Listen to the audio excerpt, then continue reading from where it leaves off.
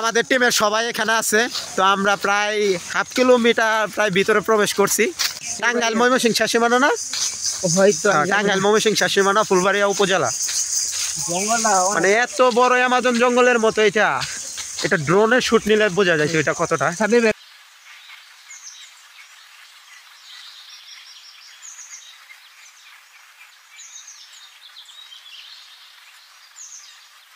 আমরা প্রায় half kilometre প্রবেশ ভিতরে করে যেটার উদ্দেশ্যে রওনা দিচ্ছি সবাই বায়ন ছেড়ে মিলে।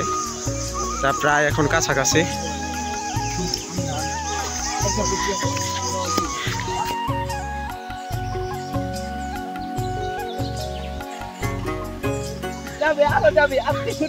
এখানে যে গাছগুলা লাগাইছে এমন পরিকল্পনা করে যে গাছগুলা এখন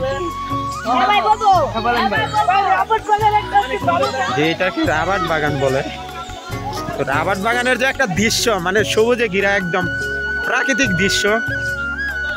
আজকে ঈদের দিন অনেক মানুষ আছে এখানে, আমাদের টিমের সদস্য আছে অনেকেই এগিয়ে যাচ্ছে সবাই।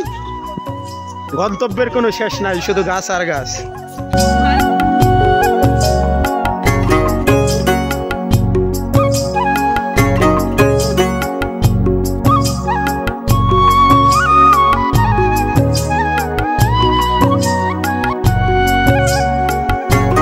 যেটা হলো যে এটা এত পরিকল্পনা ভাবে লাগানো হয়েছে যে এটা এদিক দিয়ে তাকালেও একদম গাছগুলা সিধা সিধি দাঁড়িয়ে আছে, আবার এদিক দিয়ে তাকালেও গাছগুলা একদম সিধা সিধি দাঁড়িয়ে আছে। আর এদিক দিয়েও যদি দেখায় চতুর্দিয়া ঘুরাইয়া তো একদম গাছগুলা সিধা সিধি, আবার কোনাকুনি যদি দেখায় তাহলে দেখা যাচ্ছে গাছগুলো একদম সিধা সিধি।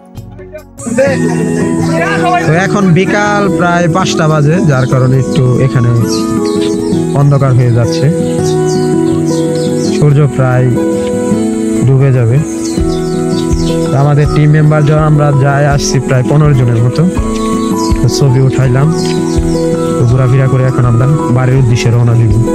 বাগান থেকে বেরিয়ে আসার পরে যেটা দেখতে পেলাম যে বিশাল একটা এরিয়া নিয়ে এখানে আনারস লাগানো হয়েছে।